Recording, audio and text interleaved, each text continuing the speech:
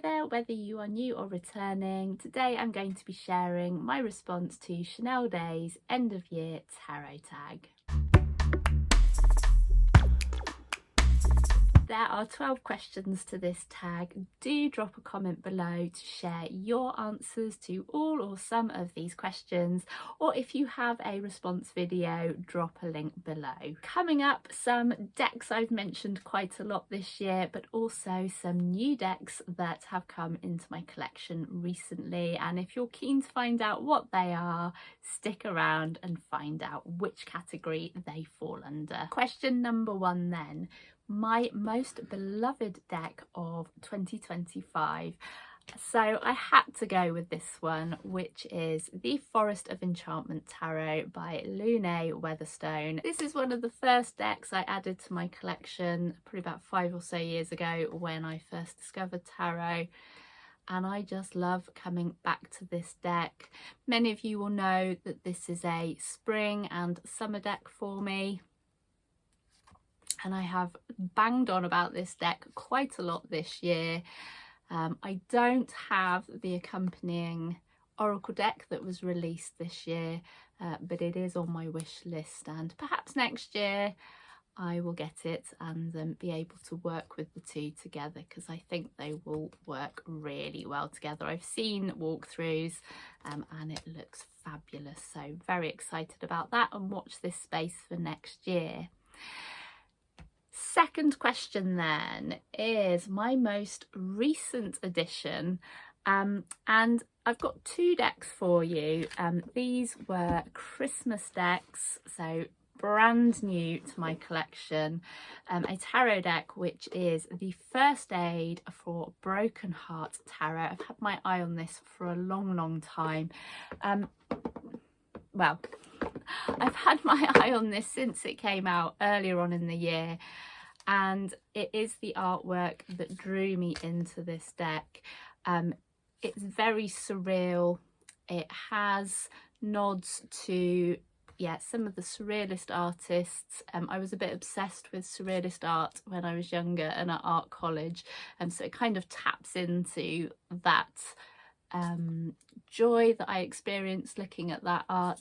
It's also a very calm deck, and the only way I can describe the artwork, or the way the artwork makes me feel, is it's kind of understated and melancholy, and there's a lot of kind of sadness in these figures, but also a lot of, I think, depth really. It's like, what are they doing in this bizarre but calm dream like landscape? And so I'm very intrigued to see how this these cards will read.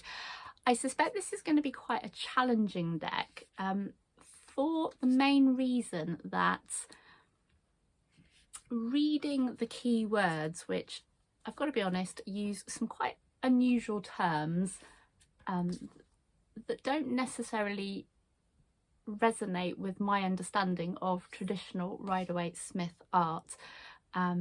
And so it might be one of those decks that will be more of an intuitive deck, a little bit like the Hush Tarot, which is that similar vibe. The meanings don't necessarily line up with the atypical descriptions or images or symbols that you would expect with a Rider-Waite-Smith deck. But I'm not too concerned about that, because I think every deck has its own vibe and use that it can add to your collection and your way of working with the cards. And so I think it's quite nice to mix it up a little bit with what cards do and how you resonate with them. But obviously I will be talking about this a little bit more next year, because I'm really excited about using this deck. And in addition, I bought the Dream Song Oracle, which is by Angie Sullins. First Aid Tarot is by Nonara, I forgot to mention that. And again, this is quite surreal. The imagery, I feel, has its roots in kind of European Renaissance art. I was trying to find out a little bit more about the artist, but there's very little in internet land. Even her Instagram page doesn't really give a great deal away, but it looks like it's sort of a very cleverly crafted collage deck, which looks like a painting. I could be totally wrong, but that's what I'm going on, because some of these images feel familiar, feel like they may have been taken from existing paintings. If you know, do drop a note in the comments. And I actually got this deck after watching Chanel's original video. She shared this as one of her decks for this tag, and I'd had my eye on it for ages. I kept looking at it thinking, do I really want this? Because there's quite a few. This is a US Games deck, and US Games have really expanded upon these sort of collagey, whimsical, dreamlike decks. There's a few of them, but yeah, and this deck is going to be quite versatile, and I think it's going to pair really well with some of the other kind of creepy fairy tale forest decks that I have. Again, watch out for another video on that next year. But yeah, I've absolutely fallen in love with this deck. Question 3, a deck that you will be familiar with because I've spoken about it fairly recently, is the deck that isn't your usual style but you're vibing with. So that had to be the Transient Light Tarot.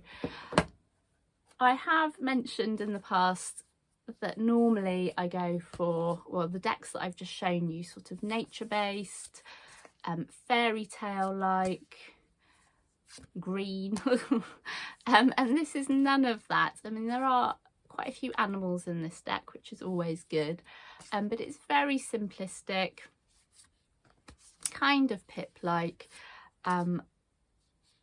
but I just love the readings that I've had from this deck, and it's very easy to interpret. And I'm not going to say a great deal more about this deck because I've covered that in other videos. But yeah, definitely a surprise deck for me this year. So next question then. Favourite deck pairing. Now, I uploaded a video recently to share all my, like a roundup of all my favourite pairings over the year. But actually, since doing that video, I got the First Aid Tarot and Dream Song Oracle, and boy, do these go really well together. I mean, it was my plan to put them together because I had a feeling they would go quite well together. But yeah, they both have this, as I said, slightly surreal and dream-like quality about them. And I think, yeah, visually, even sort of the colour palettes, I'd say this one's a bit more vibrant, whereas this one's a bit more pastel-y and a bit more muted. But they look so beautiful together. And I've yet to do a reading with them because they are pretty much brand new to me. But yeah, absolutely stunning. And I was very excited because they came in the post together. Very excited to look at these and to confirm what I thought that they might go well together. So beautiful, beautiful, beautiful decks. Okay, the next question then is Divination accessory. So that could be something that's on an altar, so crystals, tarot bag, dice, a cloth, something that's either been bought or made. This is a bit of a random choice, and it's not necessarily a tarot accessory, but I've turned it into a tarot accessory, which is this little wooden easel, which actually came in some, I think it was a Secret Santa from a work placement that I had, and it was like a little art kit, and I was going to get rid of it, and then when I redid my altar space, I realised that it was the perfect thing to place a card on. So when I do At the moment I've been working with the Season of the Witch decks, a card a day. So when I pull my card for the day, it goes on this little easel and it sits on my altar space. And it's just a nice way of sort of highlighting that that is the card for the day. So very simple. At some stage I might try and make it a bit more beautiful, because this kind of blue thread here kind of bugs me and it's a bit ugly. So maybe like a pretty ribbon or something. But yeah, I'm just really loving it. A great card back. This is a deck that I haven't used a great deal this year, although I'm planning on getting it out next year, because the cards keep telling me that I need to have a bit more joy and be a bit more playful, which is the Tarot of Pagan Cats. This was my first ever tarot deck. I did actually use this for my year ahead spread, because I don't know, I find the cats quite comforting in their advice, whereas the crows never lie and they call you out on stuff. The Crow decks by MJ Cullinane, the cats are a bit more gentle with their approach, but I just love this back. One, it's purple, so it's my favourite colour, and two, this Sphinx cat, which is actually off, I believe it's the Justice card from this deck, is absolutely gorgeous. I mean, the artist, which is Lola Araji, I think that's how that's pronounced, yeah, has really captured the detail of the cat and just a really nice expression from the cat, kind of neutral expression, which cats quite often are.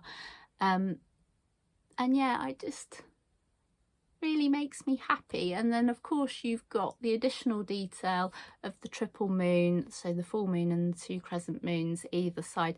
And I think out of all the backs, you know, sometimes you get backs which are just sort of patterns, sometimes you get a detail from the card, but this one I think works really well and it's really super pretty. So a deck with a theme that I like. So I could have gone with any of the sort of woodlandy decks that I've spoken about. I could have gone with Enchanted Forest again for that, but I've decided to go with the Phantom Wise Tarot. Again, I haven't used this a great deal this year. It's come out a lot more since we've entered sort of winter, well, autumn and winter. I do like my nature and fairy tale decks, but this is a similar vein in that it is very whimsical. For those of you that don't know, I have a great love of the circus, and whilst this isn't specifically a circus, because there's reference to other things, it has that sort of magical vibe.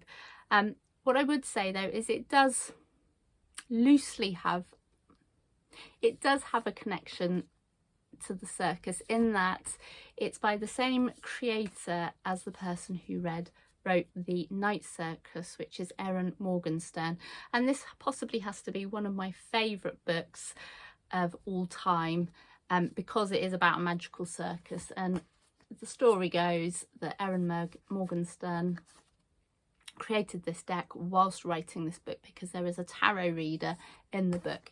Interestingly, I read this book before I discovered tarot, but it was my interest in circus that led me to tarot.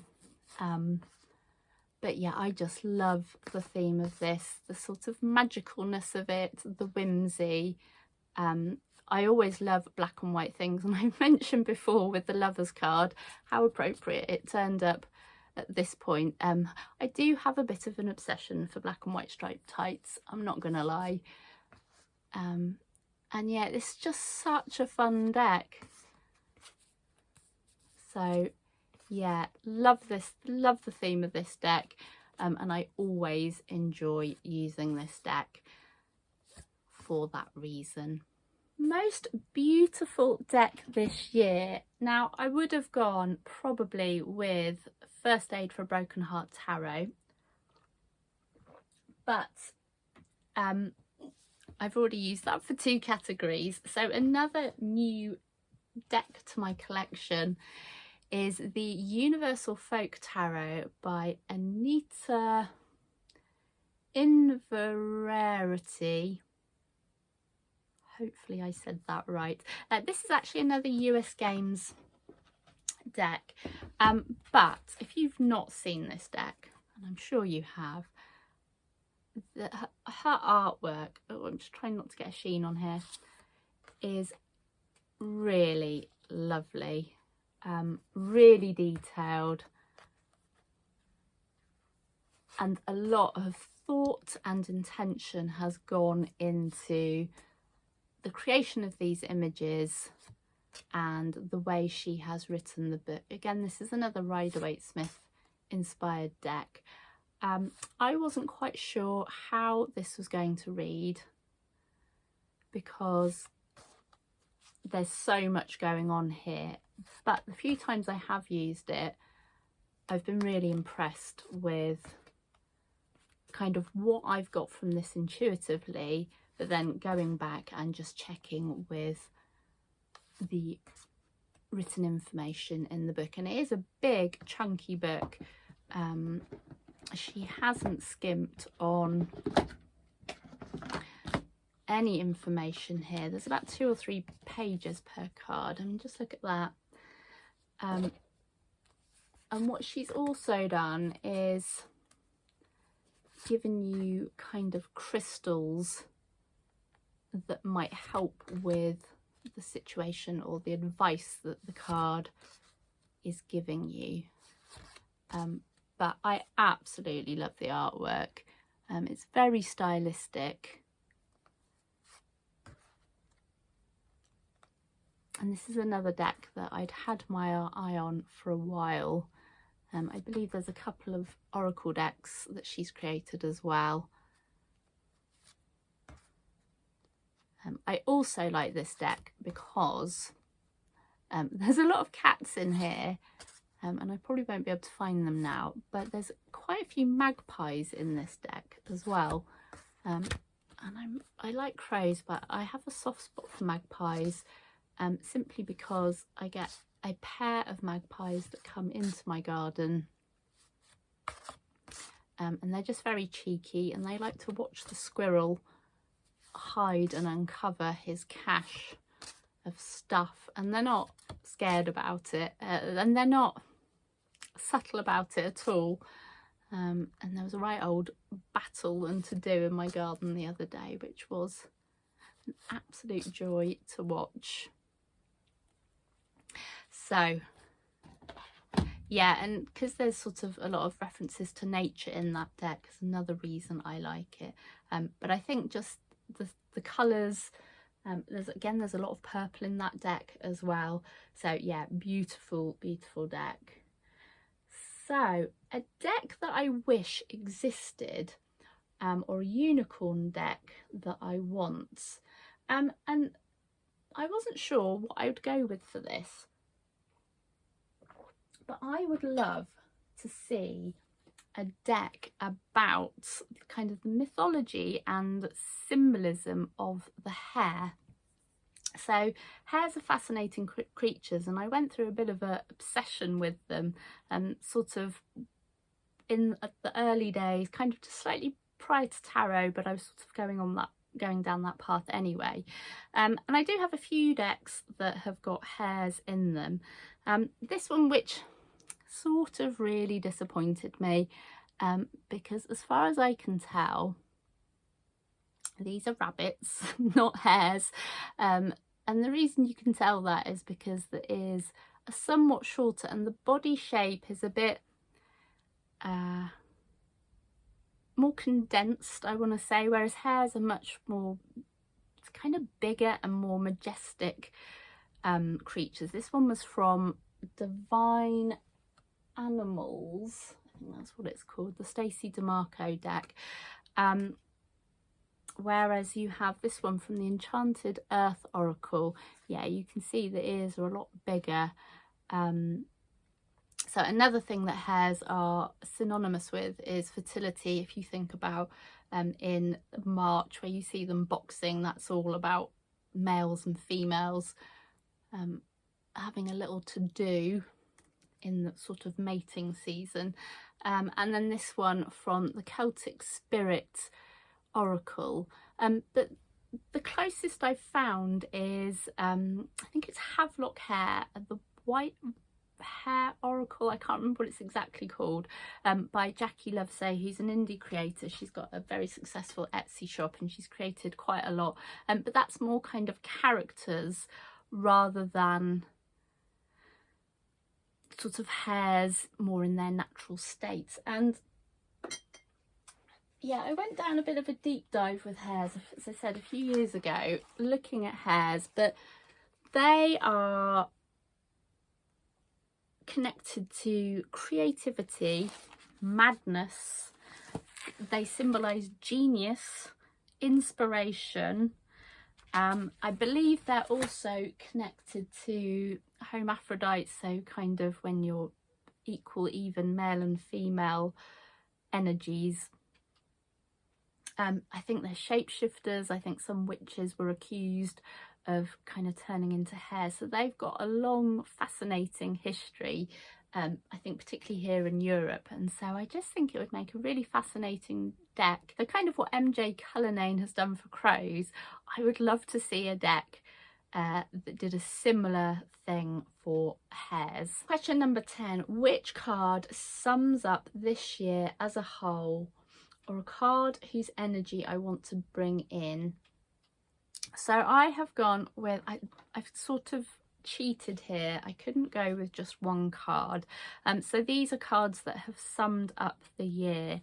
So the first one, and this is from the Enchanted Forest Tarot, is the Hermit, and this is possibly one of my favourite Hermit cards. Certainly since summer, it was really hot, uncomfortably hot here in the UK, so didn't actually go outside. Normally I'd go outside quite a lot in the summer, but I've sort of been retreating and not really going out, not really kind of catching up with people. But whilst I've been hermiting, a couple of things have happened. So the first is I have been vibing with Eight of Pentacles energy, which this is from the Phantom Wise Tarot, and that's simply working on this YouTube channel and working on my Tremendous Tuxedo Circus tarot deck, which is getting very, very close to being finished. I'm probably due another update soon. Yeah, so really honing, well, one, my understanding of tarot, and sort of having a deeper dive by working with the decks that I've got, but also using that to help me ensure that the deck that I'm designing is relevant and that I'm putting the right intentions behind each card that I've designed. But also honing the art skills. So I've been doing digital illustrations, and that's been quite a steep learning curve as well. And each new card that I've designed, I'm just a little bit more experienced, and so I know kind of exactly what sort of effects or kind of composition or symbols or things that I want each card to include. And there's been a lot of behind the scenes work thinking about how I want the suits to come across, and I've sort of really been trying to create this immersive experience. And when I finally get it published, I will be doing a series of videos about the deck, sort of my intentions behind it and how it will helpfully help you should you choose to get that deck. So hopefully that will be more about that in the new year.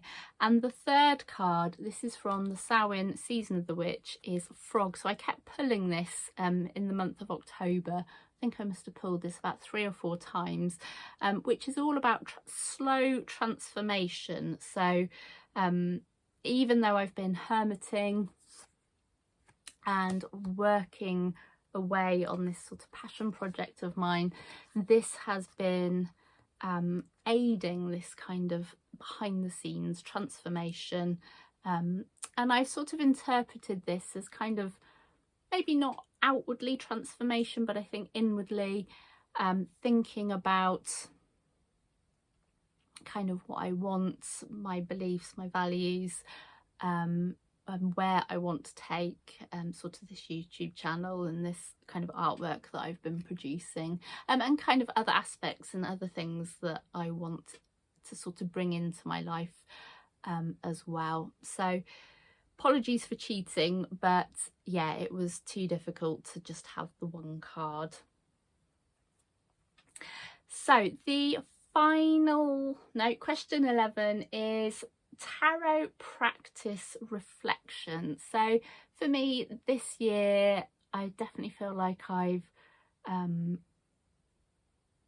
taken my practice to the next level, and certainly my understanding of the cards, really through some of the things I just spoke about in the previous answer. I have been experimenting a lot as well. So as well as designing my deck, bringing new decks into my collection, I've really been exploring different ways of working with the cards. So if you've seen my tarot journal videos, you'll know that I've used quite a lot of different spreads, and I did a video about spreads quite recently as well. I'm really sort of trying to go on a journey to discover the kind of tarot practice that's going to work with me. And I think in order for tarot to be meaningful, I think you need to explore, and rather than just sticking with, say, doing a 3-card spread every day, I think whilst that's helpful, I think sometimes you need to maybe think outside the box a little bit. Doing conscious pairing has definitely taken my practice to a new level, and sort of being more mindful with cards that can clarify the readings. I was sort of doing it, but it was on a very superficial level. But certainly for the second part of this year, I've definitely been a lot more conscious about that as well. Back in the summer, I started to do a bit more of a deep dive into the symbolic aspect of tarot. So combining my universal weight with my Tree of Life tarot, and seeing how tarot connects to the symbols, meanings behind the Kabbalah. And then that was reinforced later on in the year when I started liaising with the lovely Deborah Allen from Tarot Magic and Reason, and reading her really insightful book with her Tomar tarot deck, which I'll just flash up here because I think it's worth seeing again. But really that book put a lot of things into context for me that maybe I'd read before, but I hadn't really acknowledged, and that's going to be a great resource that I'm going to keep on coming back to. So yeah, really trying to understand the wider and more historical aspect of tarot, certainly in terms of the Rider-Waite-Smith system at least. I've yet to go down the Marseille route or other tarot systems, because for now, for me, I just want to focus on Rider-Waite-Smith because that's what I started with, that's what I know, and I think there's time for me to delve into other practices, maybe next year, maybe the year after, but I will keep you updated. So let's pull a card for next year. So I'm going to go with, I think I'm going to go with the Transient Light, simply because it's quite a instant deck, to give quite an instant reading. So a card that is going to sum up the energy for next year. Okay, sometimes I have to shut my eyes to feel the energy, and a load have just gone on the floor. Oh, so we have the Four of Vessels, which traditionally is the Four of Cups.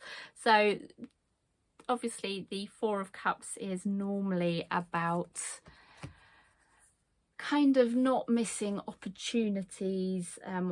Well, you could be in a place of stagnation and you're a bit bored, or you're waiting for an opportunity, or it could be not letting opportunities pass you by.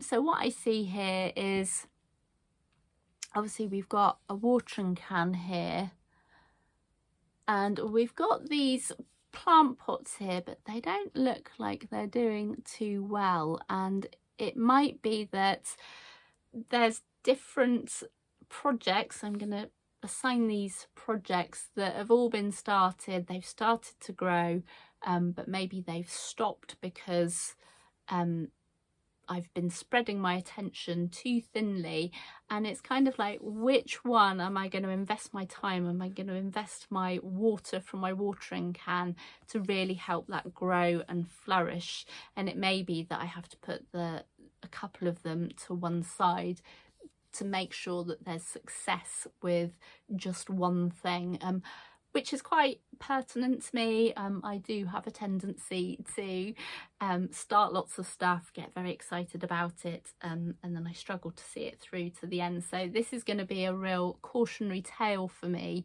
to make sure that in the back of my mind I don't get too carried away or take on too much, and really focus on committing and finishing the things that I set out to do. So that's actually a really helpful card to pull, I think. So yeah, so that is all of the questions. I hope you enjoyed hanging out and seeing my end of year review, and a massive thank you to Chanel Days for giving us space and opportunity, with a real specific focus on the decks that we're talking about today. It's quite nice to go back and, you know, think about those highlights from our tarot year.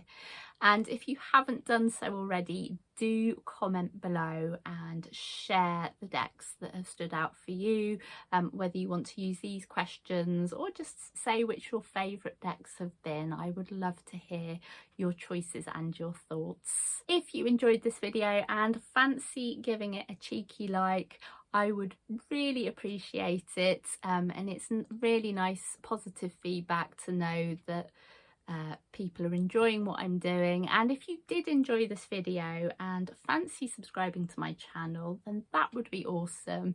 I have lots of plans for the channel next year, which I'm really excited to share. I will say, I'm not a one-trick pony. I don't just do reviews. I like to look at tarot in the wider aspect. This channel is House of Art and Tarot, so I like looking at tarot, and with that I also include oracle decks, of course, but I'm fascinated by the art, the symbols, but also how we can explore tarot in possibly different ways, in addition to doing readings, and kind of finding our own unique path with it. And my style of tarot is using tarot for self-development, to help connect inwards. I've always had this thing about exploring our shadows and kind of what hides behind the shadows of the imagination. And if you like the sound of that, then this is your invitation to subscribe and to join me on this journey. So yeah, using tarot, possibly a little bit of artwork. I am an artist after all, and how we can take our tarot and oracle reading practice to the next level. Once again, if you've made it this far, thank you so much for joining me today. I really, really, really do appreciate it. And I'd like to thank all of you out there, all of you creators who I've watched your videos. There's far too many to mention. You know who you are, but I really do appreciate your insights and what I've learned. And also thank you to you for people that have commented and liked and subscribe to my video. It really does mean a lot. So I hope you have an awesome new year and all the best for 2026. I'm Sally, this is my channel, Vaudeville Manor, House of Art and Tarot, sending you much peace, love and joy. Until the next time, here are a couple of other videos you can watch in the meantime.